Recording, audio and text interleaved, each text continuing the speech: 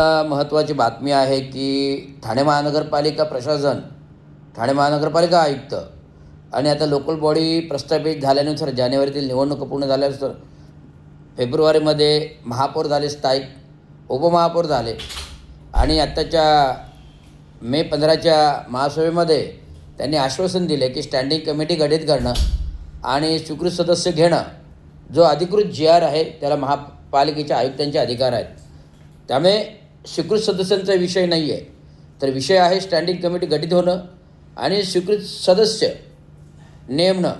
हे जे काय महापौरांनी आश्वासन दिलं, जो लक्षवेधीपूर्वी जो काय प्रश्न झाला, मृणाल पेंडसे यांनी मांडला, विविध प्रश्न मांडले, या सर्व प्रश्नांची उत्तरे महापौर म्हणाले आम्ही लक्षवेधी झाले का देऊ, आणि लवकरच सचिवांनी उत्तर दिलं की लवकरच आम्ही गटनेते, सभागृह नेते, महापौर, उपमहापौर, सर्व सत्ताधारी आणि विरोधकांची गटनेत्यांची मीटिंग बोलवू आणि याच्यामध्ये योग्य ते निर्णय घेऊ आणि लवकरच ठाणे महानगरपालिका जनतेला स्टँडिंग कमिटी आणि स्वीकृत सदस्य पदी लोक नियुक्ती करण्याची आम्ही सूचना प्रशासनाला स्वीकृत सदस्य नेमण्याची देऊ आणि लोकल बॉडी स्टँडिंग कमिटी ही महापौर, उपमहापौर ही लोकल बॉडी ठरवेल. अत्यंत गरजेचं आहे. हा विषय महत्त्वाचा आहे, गंभीर आहे, धीरगंभीर आहे. कारण संविधानिक असंविधानिक महासभेसंबंधी मागच्या वर्तमानपत्रात महासभापूर्वी बातम्या आल्या. माननीय मुख्यमंत्री महोदय यांनी सदर गोष्टी करण्याच्या आश्वासनं दिले. ज्यावेळेस आत्ता मागच्या आठवड्यामध्ये उपमुख्यमंत्री एकनाथराव शिंदे यांचे हस्ते उद्घाटन झालं, मी भेटलो. महासभेतील लक्षवेधीबाबत जे काही आपल्याकडे महानगरपालिकेचे सोल्युशन तयार आहे. विविध नाले प्रकल्पाचे DPR, होल्डिंग पॉईंट DPR, उर्वरित नाले DPR, त्यातील 200 कोटीची कामं चालू आहेत. 1100 म्हणजे 1100 कोटी रुपयाचा DPR 2016मध्ये रवींद्र शिंदे कार्यकारी अभियंता असताना कार्यकालामध्ये बनवलेला आहे. केंद्राकडून या DPRला मान्यता मिळाली नाही, म्हणजे एवढा मोठा 1100 कोटीचा निधी केंद्र शासन देऊ शकणार नाही. त्यामुळे JNRM अंतर्गत जे काय 500 कोटी टप्प्याटप्प्याने मंजूर झाले, त्या अंतर्गत ते नाले 180 किलोमीटरपैकी त्या काही आम्ही 180 किलोमीटर नालेपैकी त्या काही आम्ही जवळपास 100 कोटीचे नाले बांधले आणि उर्वरित नाले 116 कोटी परत प्रकल्प रवींद्र शिंदेने 2016मध्ये बनविला. त्याअंतर्गत जसवंत साहेब आयुक्त असताना बनविला. तात्काळ 2 दिवसात हा प्रकल्प मी 2 दिवसात शनिवार रविवारमध्ये फेरी मारून व्हिजिट्स करून एकतर रवींद्र शिंदेने तातडीने दिवस रात्र एक करून 116 कोटीचा प्रकल्प जसवंत साहेबांसमोर आणला. जे अत्यावश्यक 200-300 करोडची कामे होती उर्वरित नाल्याची, ती रवींद्र शिंदेने आयुक्त जसवंतसमोर मांडली. कार्यकारी अभियंता नगर अभियंत्यांसमोर मांडली. कार्यकारी अभियंता मीच होतो. नगर अभियंत्यासमोर मांडली. नगर अभियंत्यांनी ते कामे आणि उपनगर अभियंता, कार्यकारी अभियंता रवींद्र शिंदे यांनी जसवंत साहेबांसमोर मांडली. हे संपूर्ण इत्थंभूत प्रश्न मांडल्यानंतर जसवंत साहेबांनी निर्णय घेतला की जी अत्यावश्यक गोष्ट आहे, कामे आहेत, तेवढेच नाले घ्या. जवळजवळ आम्ही 300 कोटीपैकी 150 कोटीचे नाले प्रस्तावित केले आणि त्याच्यापैकी 116 कोटी मंजूर झाले आणि 116 कोटी 3 टप्प्यामध्ये करण्याचे सूचित केले आणि करायला सुरुवात केली. 18-2019 एक पूर्तता करत आलो, पूर्तता केलेही, पण कोविड कालावधी लागला. कोविड कालावधीमधील जवळजवळ 6 टेंडर निविदा रद्द केल्या आम्ही. रवींद्र शिंदेला 6 निविदा रद्द कराव्या लागल्या, कारण कोविड कालावधी दुर्धर परिस्थितीमध्ये अत्यावश्यक निधी लागणार होता. तो निधी खर्चिक तिथे लागणार होता. त्यामुळे ह्या खर्चिक निधीला पुन्हा निधी येणं फार महत्त्वाचं होतं. परंतु निधी जे काही नाले प्रकल्पाची कोविड कालावधीमध्ये कामं केली त्याची देयकं गेली नाहीत. कोविड संपल्यानंतर जे काही मंजूर निविदा होत्या त्याच्या 25% दिल्या, परंतु जे अत्यावश्यक कामांचा निधी होता 10-11 कोटी रुपयाची कामे केली. अत्यावश्यक सगळे 9 प्रभाग समिती हेच रवी अत्यावश्यक परिस्थिती देऊन केली, पण त्या काही तो निधी अद्यापही मिळाला नाही.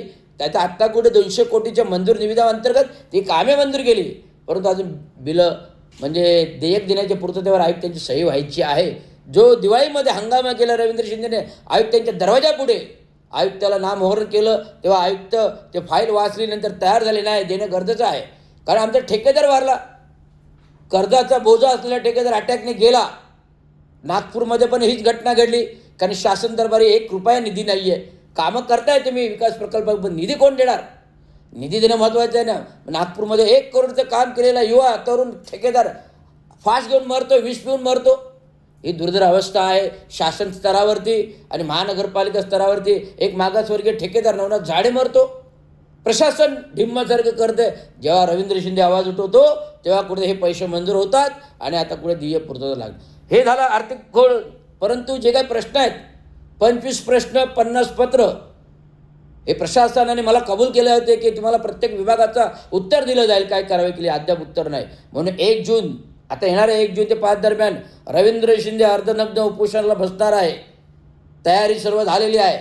आमचे कार्यकर्ते प्रतिनिधी या महानगरपालिकेच्या महत्त्वाच्या आणि मोठ्या आंदोलन पवित्र्यामध्ये आहे आणि अर्धनग्न बेमुदत उपोषण हे होणार. ही ठाम भूमिका आहे रवींद्र शिंदेजी, ज्यांच्या वडिलांचे मार्गदर्शन आहेत, जे चांगोल शिंदेने अनेक आंदोलने केली, उपोषणे केली, यशस्वी केली. 2 आठवडे महानगरपालिका बंद ठेवली. हे त्यांचं प्रभुत्व आहे, हे त्यांचं काम आहे, हे शैली आहे. ती शैली घेऊन रवींद्र शिंदे आज तुमच्या समोर कर्मचाऱ्यांच्या मागण्यासाठी. काय मुद्दे आहेत कर्मचाऱ्यांचे? 10, 20, 30 15 वर्षापूर्वी मंजूर ठरावाची अंमलबजावणी नाही म्हणजे किती वेतन, किती व्याज द्यायला लागेल? नियमबाह्य कारभाराचे 4 देतात. मिनल पालंडे कोण? किशोर गोळे कोण? नगराभियंत्याला अधिकार नाही, वर्ग 1चे अधिकार द्यायचे. मिनल पालंडे काय APSC केलेले नाही, तुम्ही हे सारे कक्ष प्रमुख बनत आहे. GR 2 वर्षाचा आहे, पूर्तता झाली. GR नाही, परिपत्रक आहे महानगरपालिकेचं. प्रभारी कार्यभार 2 वर्षाचा कार्यकाल आहे. 2 वर्ष, आज 6 वर्ष झाली ते कार्य उपभोगते, त्याचे निधी कॉन्ट्रॅक्ट कर्मचारी कोविडपासून काम करते कॉन्ट्रॅक्टवरती. ठेकेदार त्यांना पगार देत नाही, कामावरून काढते.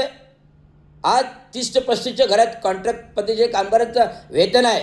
ते ठेकेदार 10,000 रुपये कपात करतात ऑनलाईनमध्ये, त्यांच्या खात्यात वळती करतात. उरतात किती? जर 10,000 कपात गेले 18,000 उरतात. मग 18,000मध्ये 3,000 रुपये PF गेला तर 15,000मध्ये ह्या वर्तमान स्थितीत त्या गोरगरिबांचं घर चालणार आहे का? आपल्यासारखं तर नाही चालत. माझी 1 लाख रुपये पेन्शन मला मिळते, त्याच्यात नाही माझं होत, तर मी काहीतरी खटाटोप करतोय घर चालवण्यासाठी. मग ते गरीब कामगार, सफाई कामगार काय करणार 15,000 रुपयात? हा प्रशासन धोरण नाही. मी पंतप्रधानांकडे व्यथा मांडल्या इंस्टाग्रामवर, ईमेलवर. मी इंस्टाग्राम व्हिडिओ पंतप्रधानांशी बोलतो, तुम्हाला मी खोटं सांगत नाही, ते माझ्याकडे सगळे त्याचे स्टेटस आहेत. मी बोलतो, त्याची दखल घेऊन नरेंद्र मोदींनी मला लाईक केलं की, आणि त्याच्यानंतर त्याच आठवड्यात विविध धोरण नरेंद्र मोदींनी जारी केले, कामगार कायदे केले 5, ते पुणे महानगरपालिकेने अंमलात आणले. तुम्ही ठाणे महानगरपालिका काय करते? एकनाथ शिंदेच्या ताटाखालचं मांजर बनू नका. एकनाथ शिंदेच्या ताटाखालचं मांजर बनू नका. एकनाथ शिंदेच्या ताटाखालचं मांजर बनू नका. कायदा आणि संविधान घटना आहे आणि त्या घटनेप्रमाणे नियमावलीप्रमाणे, महाराष्ट्र शासनाच्या नियमावलीप्रमाणे महानगरपालिका चालल्या पाहिजेत. कोणी एकनाथ शिंदे सांगेल म्हणून ते काम करायचं, एकनाथ शिंदे नाही बोलला ते काम नाही करायचं, हे धोरण महानगरपालिकेत चाललं नाही. हा रवींद्र शिंदेचा इशारा आहे. ज्या माणसाने रवींद्र शिंदेला त्रास दिला, ज्या गोल्डन गँगने त्रास दिला, त्याचं चाबूक आता माझ्या हातात आहे. कोणाला कसं राबवायचं, कोणाला कसं वळवायचं. राबोळी नाला रवींद्र शिंदे कोविडमध्ये निलंबित, राबोळी नाला रवींद्र शिंदे निलंबित. कोणीतरी महासभेमध्ये माझी बदनामीकारक करतं. हा रवींद्र शिंदेने प्रामाणिक काम केलं आहे, कोणाचे 5 पैसे घेतलेले नाही, लिप्तारी नाही, भरभरून दिलं आहे. अडीअडचणीत लोकांना मोठे बनवलेत, नगरसेवकांना मोठे बनवलेत. जे आधी मूळ ठेकेदार होते ते नगरसेवक झाले. एकनाथराव शिंदे आमदार, मुख्यमंत्री झाला, ठेकेदारीपासून झाला ना. कोणी केलं आहे, कोणी बनवलं आहे, हे लक्षात घ्या. त्यामुळे आज सत्तेमध्ये आलात म्हणून फुशारके मारू नका. आम्ही बिना सत्तेशी चांगोल शिंदेने सगळं घडवून दाखवले, करून दाखवले. कामगारांना प्रगल्भ केले, बँक घडवली, सगळं काय दिले, बौद्धविहारासारखी जागा दिली. आधी नाव आहे, चांगोल शिंदेचं नाव मागून घेत आहेत, चांगल्या प्रकारे घेत आहेत. पण तुम्हाला काय बोलतात, खोके बहादर, टक्के बहादर बोलतात ना. सत्ता असून काय फायदा, मुख्यमंत्री होऊन काय फायदा, उपमुख्यमंत्री काय द्या, लोक काय ठेवतात नावं. अरे गद्दार, टक्केवारी खासदार, टक्केवारी आमदार. आज श्रीकांत शिंदे फाउंडेशन मध्य प्रदेशामध्ये दारूची गाडी पकडली जाते, दरेगावमध्ये ड्रग पकडलं जाते, त्याची काही कारवाई नाहीत. काय चालले काय राज्यामध्ये? म्हणून तीव्र आंदोलन हा रवींद्र शिंदे घेणार. बरं एकाएकी असेल कोणी माझ्याबरोबर नसलं तरी चालेल, मी फार दिल्ली गाठेल, पण ह्या लोकांना हाणून पाडेल. एवढंच सांगतो. धन्यवाद. एस रविराज, रवींद्र शिंदे.